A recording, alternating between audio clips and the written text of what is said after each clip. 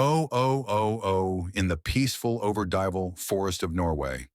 An adult dog lived alone in the wild that morning. As usual, it went to the cold riverbank to find fish for breakfast. The gentle wind blew through the trees, and the cool river water reflected its brown fur. The dog cautiously walked along the bank, its eyes fixed on the water surface that was sparkling in the sunlight. A large fish suddenly appeared. The dog quickly dove down and grabbed it with its claws. The fish was too strong, struggling wildly, causing the dog to slip, and both fell into the river. The dog did not let go of its prey, trying to hold on with its sharp teeth and claws, but the strong current swept both the fish and the dog away from the shore. The dog began to panic, its body spinning around, unable to keep its direction. It tried to swim back to shore, but the current grew stronger and stronger, pulling it further away from its familiar area. The dog's mouth kept drinking cold water. Its throat choked and it began to moan.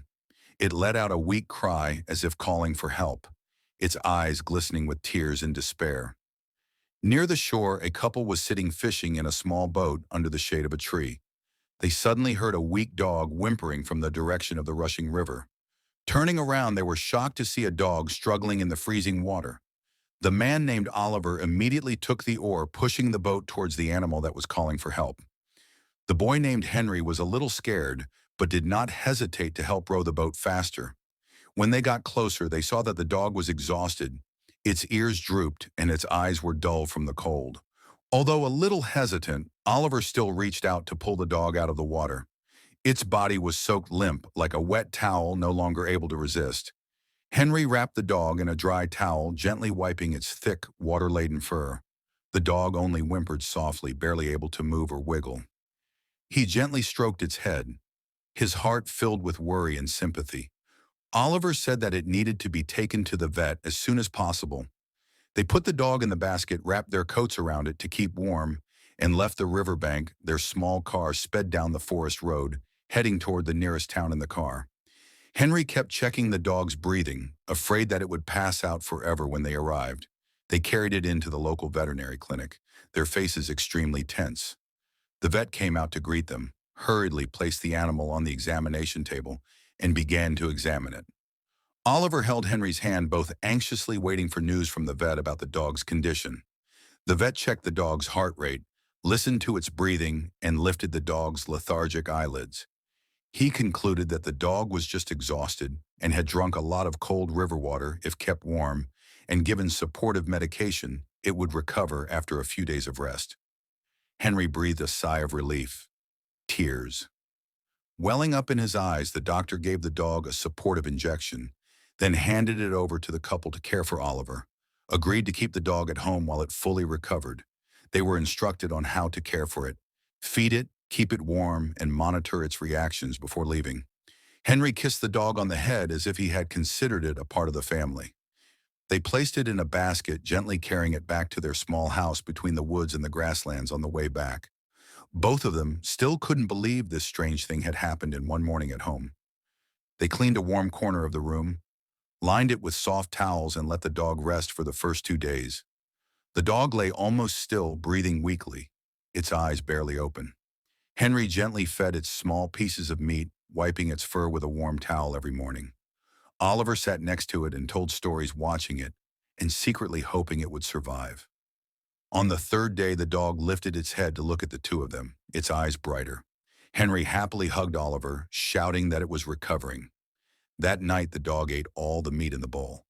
Licking Henry's hand as if to thank him, on the fifth day, it was able to walk around the room by itself.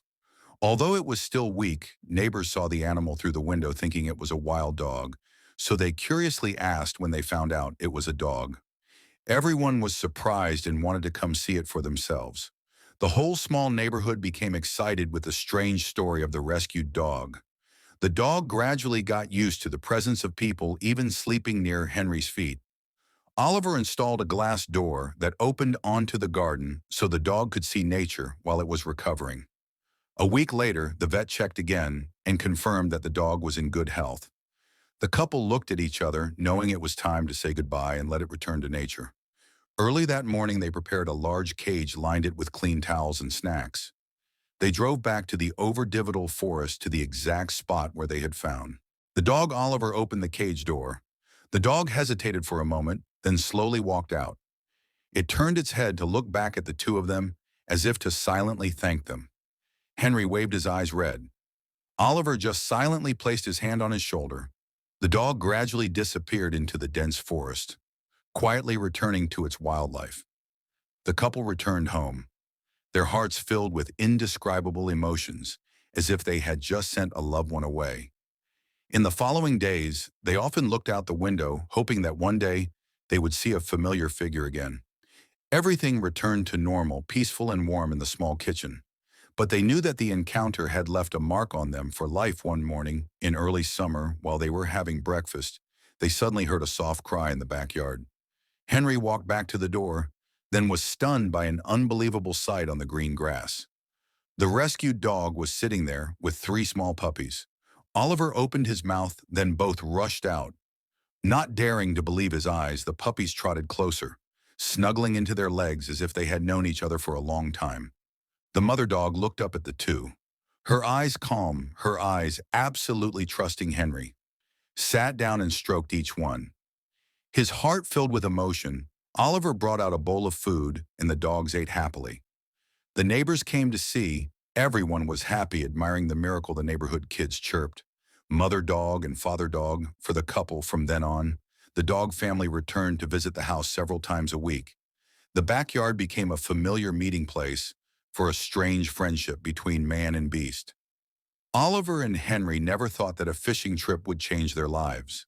The feelings between them and the dog were not just about helping, but about a wordless understanding. Every time the dogs returned, their hearts softened in the midst of modern life. From the Overdividal forest, a magical story touched the hearts of the entire community. And in that small house in the following summers, there were always small footprints imprinted on the green grass. Dear friend, thank you for taking the time to follow the story. Don't forget to like and subscribe to the channel to support us.